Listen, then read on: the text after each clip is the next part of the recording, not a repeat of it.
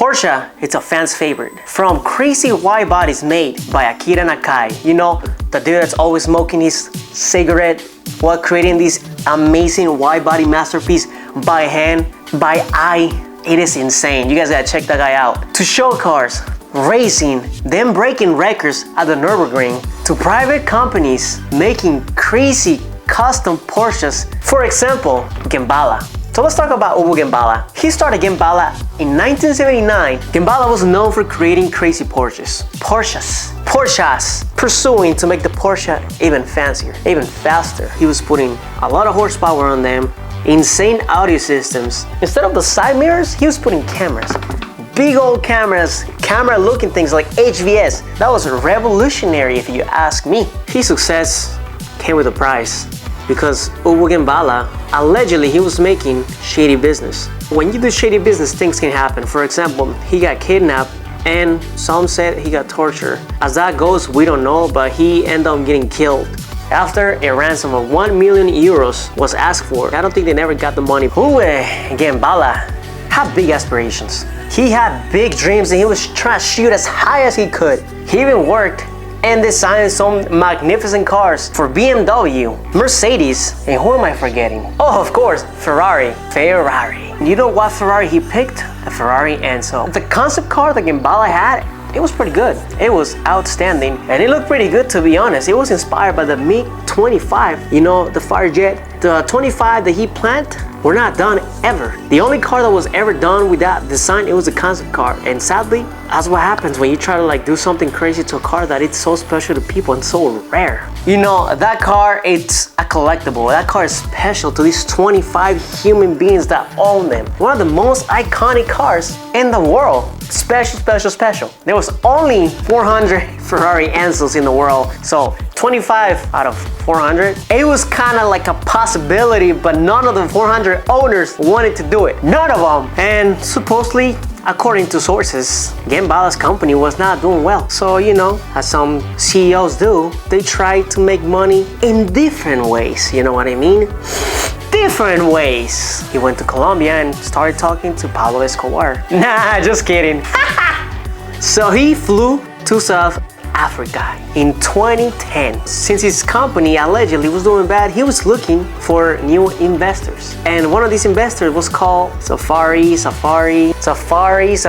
know, it's kind of a dumb name. Jerome Safari. Imagine your company is doing really bad. A guy named Jerome Safari calls you and tells you, I got money, I'm investing in your company. Come to South Africa and let's talk business. Just by the name Safari, that's a red flag. And you know what happens when you fly to South Africa thinking you're gonna get your company up again? You get kidnapped. And that's exactly what happened to Uwe Gemballa. He got kidnapped. The ransom was 1 million euros. They called Gemballa's people to wait for instructions, but those instructions never came. So Gemballa was at that point a missing person. His company a few weeks later went bankrupt, announced official bankruptcy. You know how some countries are corrupt as hell. Basically, Gemballa's company went bankrupt, but knowing that Gemballa was missing and kidnapped somewhere in South Africa, Germany authorities didn't give a shit. So they seized the company. And you know what Germany did with the company? They sold the company. Allegedly for them, Uwe Gemballa went on the run from his company doing bad. So who pocketed the money? It is crazy because the company was actually sold to one of Uwe Gemballa's associates, ex-associates. Andrea Schurz, something like that. An ex-associate is gonna buy your company? Damn, that's a great opportunity that came into your hand, but whoa, I don't wanna jump into conclusions, you know? It was just perfect timing. Once they owned the company, they kept selling cars, still under the Gemballa name. A few months later, on October 2010, Uwe Gemballa's body was found. News reports were saying he got shot, gunshot wound to the head, he got strangled, suffocation. I don't want to say nothing else, but you know, South Africa is kind of corrupt as well. All these reports were all random and not clear, so nobody knew exactly what really happened to Uwe Gemballa. A little while after, 4 people were arrested. One of them got scared, snitched, got a plea deal, and testified against the other 3 men. He allegedly said that they were paid, and I hope I don't butcher this, Radovan Krejcir, So this man supposedly paid the four hitmen to do these alleged things to Gemballa. This man, he was linked to prostitution, human trafficking, drugs, gold, doing many illegal things. There was a man working with Radovan Kaczynski, and his name was Jerome Safi.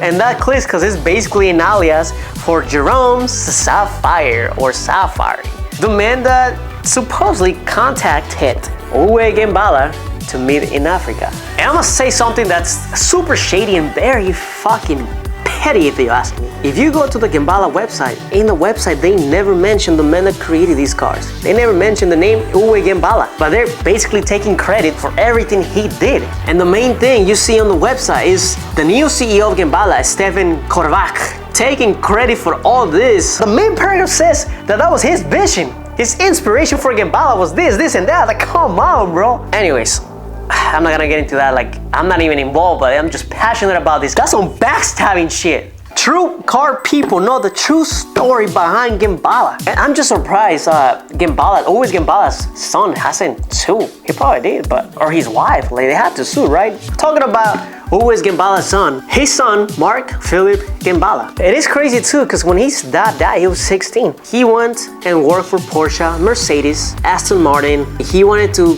build something incredible and iconic like his dad. He created a 1911, and it was inspired by the 959, the car rally race car. Many famous automotive companies worked with Gemballa, Mark Phillips Gemballa, to create this masterpiece of 911. Check this out, y'all. You know what Gemballa did once he announced that he was making this car?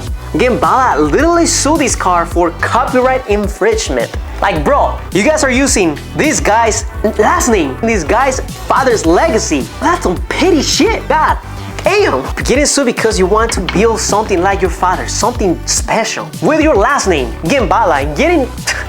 It's just funny, it's ridiculous. And getting sued by Gemballa because company's name is your last name. And his company name was MP Gemballa, but now it's named Mark Phillips Gemballa Cars. It goes deeper than all this. If you guys want to go a deeper version of this video, you guys can go and watch Donny Media. They did a fantastic job going into deepness and detail about all these situations because it is insane. The slot nose that Gemballa created was so successful that Porsche started selling them too. And I love Porsche, but they did something even more petty. This just tops a level of pettiness. So once Marco Phillips Gemballa announced the new Rally 911 he was working on with RUF or RUF, Porsche announced they were going to make a one-off 911 rally car right after Mark Phillips just announced his. Talk about pettiness, guys. Porsche, bro, what are y'all doing? Who's running the company? Making this decision just to piss on somebody else. That's literally pissing on somebody else. Probably gonna go into detail more about crazy, wild cases in the automotive industry we don't know about. For example, killings, kidnappings, backstabbing, stuff like that. All this stuff can think about, we're gonna be talking about in the future, so make sure you guys stay tuned and tune in.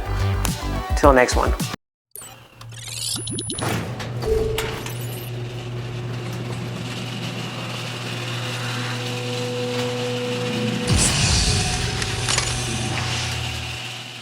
Crazy body kits. For example, the slatted noses, which it was inspired by Porsche's race cars. And it did pretty good. It was a very successful investment in creation. To this day, it's super iconic. A little too known information. It's known about Uwe Gemballa. Like, a lot of people don't know where he was born, how old he was, or his origins. And in the few interviews that he did, he didn't even talk about his family or him. He just wanted to focus on the business side. So in interviews, he always avoided those questions. Probably you guys might have seen some of his Gemballa production cars, like the Cyrus, I hope I'm pronouncing that right, the Avalanche. And then he made a Avalanche looking car, but it was kind of smaller. It was pushing around 500 horsepower, and it was called the Mirage GT. I bet some of you guys have seen this car. I'm pretty sure I have seen it on Gran Turismo. I could be wrong, but don't quote me on that.